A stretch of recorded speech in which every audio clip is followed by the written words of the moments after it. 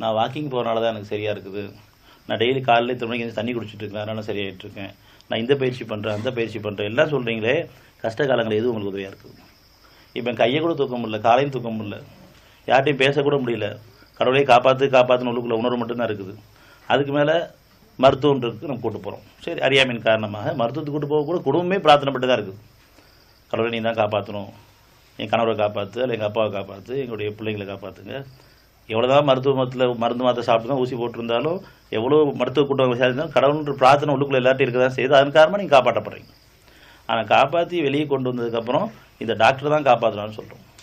பல சந்தர்ப்பங்களில் பல சூழ்நிலைகளில் நம்ம கஷ்டகால இறைவனை தான் கூப்பிட்டுருக்கோங்கிறது தெளிவாக உணர்ந்து பார்க்கணும். சில உறுப்புகளை செயற்சாச்சு, உங்களுக்கு 2 கிட்னி தேவையில்லை, 1 கிட்னி போகுதுன்னு சொல்கிறாங்க. அப்படி இருந்தால் எந்த டாக்டர் சொன்னாங்களோ அந்த கிட்னி ஒரு கிட்னி கேட்டால் கொடுத்துருவாங்களா? அதையும் கொடுக்க மாட்டாங்க. காரணம் இறைவன் எதையும் தேவையில்லாமல் படைக்க போகிறது கிடையாது. சரி, அதையும் எடுத்து வாழ வச்சுருக்கான்னு சொன்னால் அவருடைய கருணையின் காரணமாக. ஏன்னா அவன் யாவற்று மீது பேராட்டி விடணும். உங்களுடைய மன்னிப்பையும் கொண்டும் நீங்கள் இறைவன் கூப்பிட்டதன் காரணமாக அவன் கருணை கொண்டு வாழ வச்சுட்டு இருக்கும்போது எனக்கு இவங்க தான் காப்பாற்றினாங்க, அவங்க தான் காப்பாற்றி வைக்கிறோம். உங்களுடைய பிரார்த்தனை மட்டும் இல்லாதிருந்தால் உங்களை இறைவன் பொருட்படுத்திருக்கவே மாட்டான். 25:77 சொல்வீராக, உங்களுடைய பிரார்த்தனை இல்லாவிட்டால் என்னுடைய இறைவன் உங்களை பொருட்படுத்தி இருக்க மாட்டான். ஆனால் நீங்களோ நிராகரித்துக் கொண்டே இருக்கிறீர்கள். எனவே அதன் வேதனை பின்னர் உங்களை கண்டிப்பாக பிடித்தே தீரும். ஒரு சோதனைக்காக இப்போ நீங்கள் மீண்டும் சுகப்படுத்தப்பட்டிருக்கீங்க. இறைவன் கூப்பிட்டதன் காரணமாக அவன் உண்மையான அழைப்பு இறைவனுக்குரியது தான். நீங்கள் இறைவான் கூப்பிட்றீங்க, கடவுளும் கூப்பிட்றீங்க, படைச்சவனையும் கூப்பிட்றீங்க.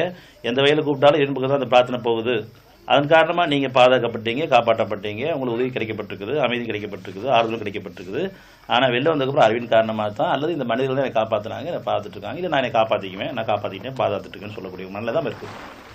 சொல்வீராக, உங்களுடைய பிரார்த்தனை மட்டும் இல்லாவிட்டால் என்னுடைய இறைவன் உங்களை பொருட்படுத்தியிருக்கவே மாட்டான். ஆனால் நீங்களும் நிராகரித்துக் கொண்டே இருக்கிறீர்கள். எனவே அதன் வேதனை பின்னர் உங்களை கண்டிப்பாக பிடித்தே தீரும். இந்த சத்தியம் உங்களுக்கு தெளிவுபடுத்தப்பட்டதுக்கு அப்புறம் இல்லை, இறைவன் தான் என்னை காப்பாற்றிட்டு இருக்கான், அவனின்றி அணுவும் அசையாது, இதுதான் சத்தியம்.